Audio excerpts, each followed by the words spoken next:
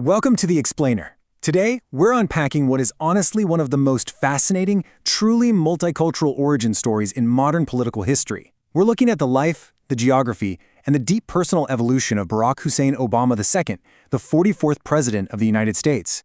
We're going to literally journey from the islands of Hawaii over to the bustling streets of Jakarta, right through the halls of Harvard, and ultimately all the way to the White House. Let's get into it. Okay, let's dive into this. How exactly did a child born in Hawaii, navigating this incredibly complex multicultural background and literally moving across the globe, eventually become the leader of the free world? I mean, this isn't just a standard political biography. It's really a story about navigating identity, embracing some incredibly diverse roots, and forging a very, very deliberate path. This question is going to anchor our entire journey today. So here's our roadmap for the explainer. We'll start by looking at his ultimate historical impact, then flash back to his transnational childhood, his education and identity, his early career in Chicago and at Harvard Law, his teaching years, and finally wrap up with his marriage and family life. Section 1. The 44th President, a historic two-term administration. Serving from 2009 to 2017, Obama obviously became the very first African-American president, and his administration was packed with major milestones. He navigated the 2008 financial crisis with the Dodd-Frank Act, totally restructured American healthcare with the Affordable Care Act, and, ordered the raid on Osama bin Laden. He also signed the landmark Paris Agreement and even won the Nobel Peace Prize back in 2009. These are massive, historic milestones, right? Well, let's keep all of this in mind as we wind the clock all the way back to 1961. Section 2. A transnational childhood, from Honolulu to Jakarta.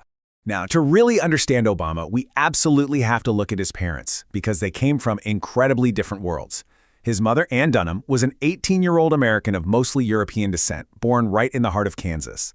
And his father, Barack Obama Sr., was a 27-year-old Luo Kenyan. He'd actually come to the University of Hawaii as a foreign student on a scholarship. They met in a Russian language class in 1960. So Obama was born literally right at the intersection of the American heartland and the African continent. It uniquely positioned him between these completely different worlds right from day one. And his early life was just characterized by rapid movement. Born in Honolulu in 1961, his parents actually soon separated and divorced. His mother eventually remarried an Indonesian student, Lolo Sutoro. And so in 1967, at just 6 years old, young Barack, who was known as Barry at the time, moved with his mom to Jakarta, Indonesia. I mean, just imagine the resilience required of a 6-year-old child to adapt to an entirely new world like that. He lived there for 4 years, becoming completely fluent in Indonesian and attending local schools before heading back to Honolulu in 1971 to live with his maternal grandparents. He actually reflected on this exact upbringing later on, writing, "The opportunity that Hawaii offered to experience a variety of cultures in a climate of mutual respect became an integral part of my worldview." And that's absolutely crucial. That climate of mutual respect he found in Hawaii really served as the foundational bedrock for how he later approached everything, from community organizing all the way to global diplomacy. Section 3. Education and Identity, the search for self. Now, what's really interesting about this next part of his life is the stark duality of his teenage years in Honolulu. On the one hand, he was this highly academically gifted student attending the prestigious Punahou College Prep School on a scholarship. But on the other hand, and he's been very candid about this in his writing, he engaged in youthful drug use. He smoked marijuana with a group of friends who literally called themselves the Choom Gang and even experimented with cocaine. As he later described it, this wasn't just typical teenage rebellion. It was really a profound internal struggle to sort of push away questions of exactly who he was in an attempt to reconcile the societal perceptions of his multiracial heritage. Following high school, those geographic jumps just kept coming, but this time across the continental United States. He started out at Occidental College in Los Angeles in 1979, which is actually where he gave his very first public speech, a rally against apartheid. 2 years later, he transfers to Columbia University right in the heart of New York City. That's where he really built his rigorous academic foundation, majoring in political science with a specialty in international relations alongside English literature, before graduating in 1983. During those college years, he took a highly deliberate approach to defining his identity. In a long-distance letter to his girlfriend at the time, Alexandra McNear, he wrote something fascinating. He said, "The only way to assuage my feelings of isolation are to absorb all the traditions classes, make them mine, me theirs." I mean, wow. This is a young man taking a deeply intellectual approach to figuring out who he is. He wasn't just settling into a pre-given place in the world, he was actively absorbing everything around him to literally build one for himself. Section 4. Chicago and Harvard Law. Organizing and Excelling. So after working in corporate research in New York for a bit, he makes a pivotal move to Chicago. He became the director of the Developing Communities Project on the city's south side. And this was real, roll-up-your-sleeves grassroots work. He was out there organizing tenants' rights and setting up job training and college prep programs in impoverished areas like Altgeld Gardens. This was the exact place where he grounded his political philosophy in real neighborhood-level community action. Let's move ahead and see how this builds, because all this grassroots work eventually fed into an incredible legal education. Despite actually being offered a full scholarship to Northwestern, he enrolled at Harvard Law School in 1988, and he just took off. By the end of his first year, he was selected as an editor of the highly prestigious Harvard Law Review, eventually making national headlines by being elected its first black president. This rapid historic ascent, which culminated in graduating magna cum laude in 1991, it really placed him firmly in the national spotlight for the very first time. Section 5. Teaching and Legal Career. Returning to Chicago. Now, returning to Illinois, he didn't just head straight to Wall Street or Washington right away. Actually, instead, he accepted a fellowship to work on his first book, which would eventually become Dreams from My Father. And he began a 12-year tenure teaching constitutional law at the University of Chicago.